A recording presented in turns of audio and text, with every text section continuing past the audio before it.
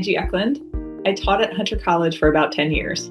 Part of the City University of New York system, it's known for its humanities departments, among other things.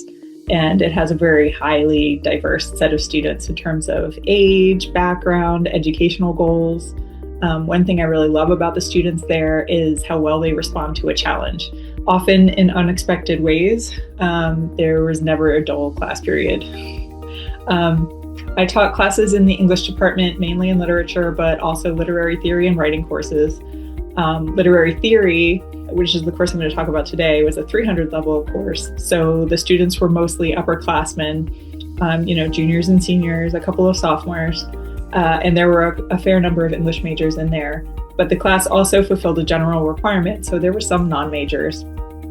And there were about 25 students in the course. I used this assignment, I call the Scholarly Conversation Project, in my literary theory class because the students were having a difficult time grasping how different phases of literary theory developed, why certain ideas took off at certain times and others didn't. And they asked questions that show that they were struggling with this.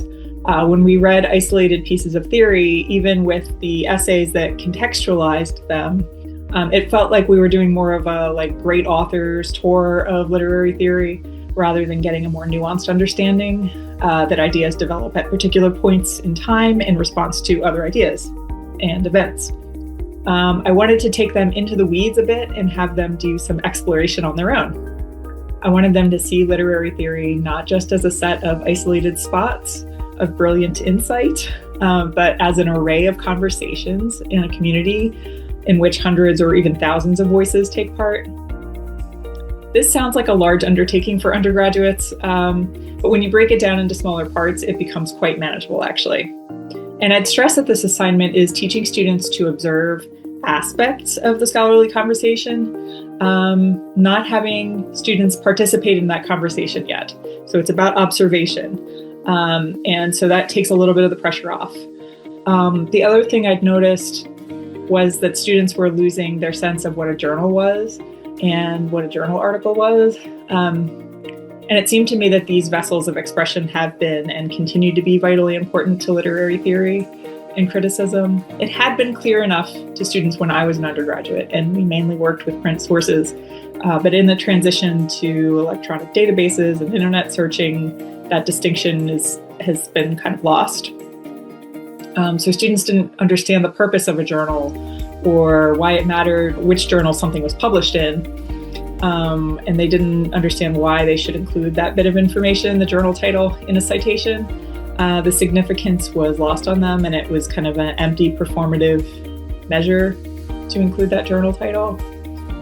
So that was a secondary learning objective, was to get students interacting with a particular journal, with the format of the issues themselves, with the community that provides the content for that journal. I provided a list of 7 journals for them to use, journals that I knew were being published for at least 50 years and that I knew had full indexing coverage in the MLA International Bibliography for that period of time.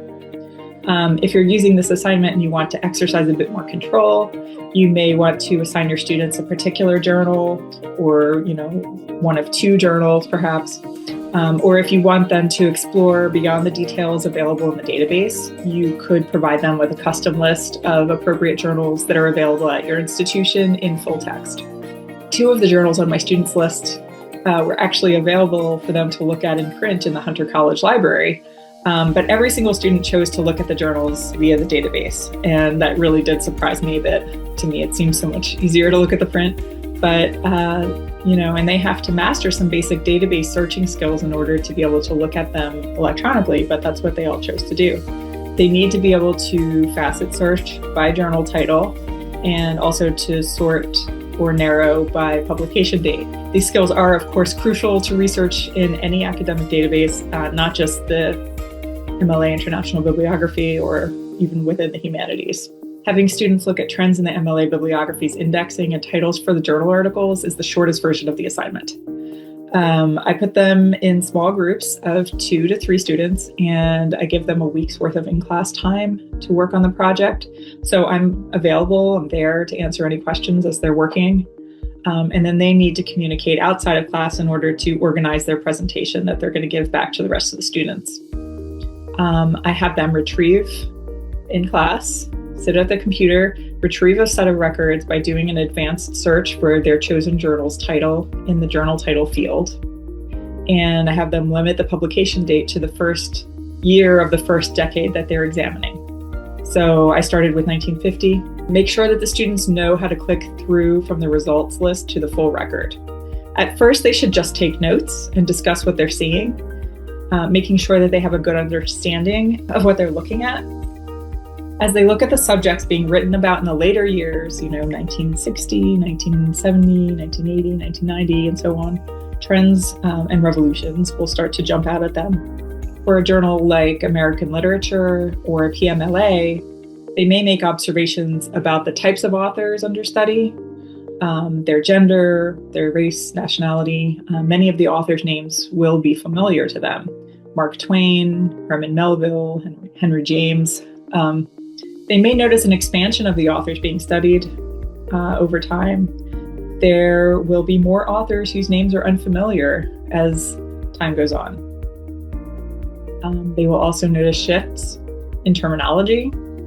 New words and phrases begin to appear and will be repeated, and new types of readings will pop up. For example, you'll start seeing feminist readings at some point.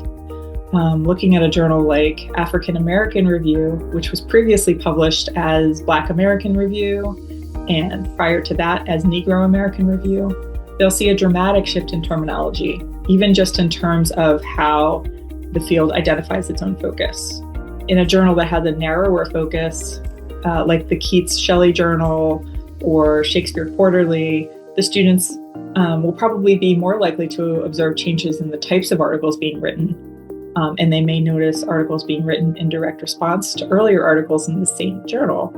And you can encourage them to go back and look at, the article that is being responded to. And of course, the students will always surprise you by what they notice. They will see things that you've never even thought about before. For the longer version of the assignment, you might have students look at the journals in full text and skim over one full issue for each decade.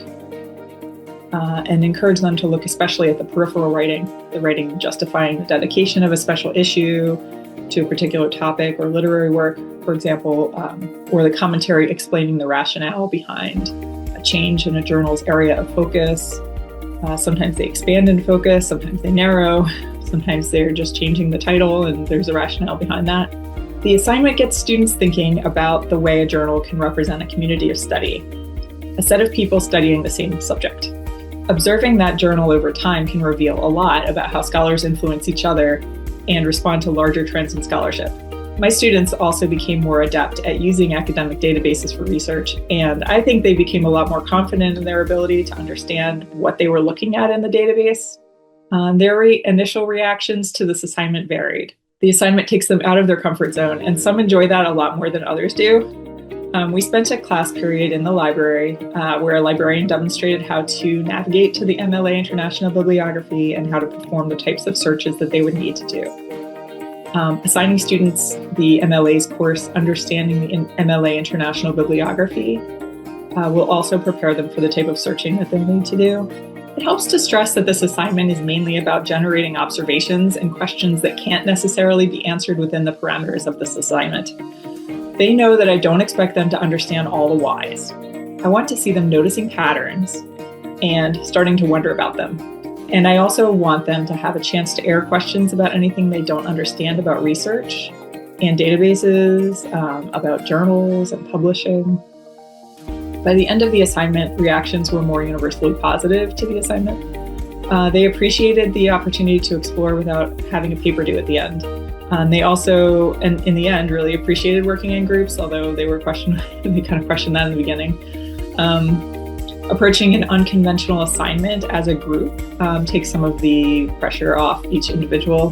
This assignment came at the end of our semester as a culmination of what we had learned over the course of the semester. Students presented their findings to each other with examples, and we discussed patterns of development that could be seen to exist across journals of different types, and how they might relate to those great theorists that we'd read earlier. and other cultural trends, such as the professionalization of literary study.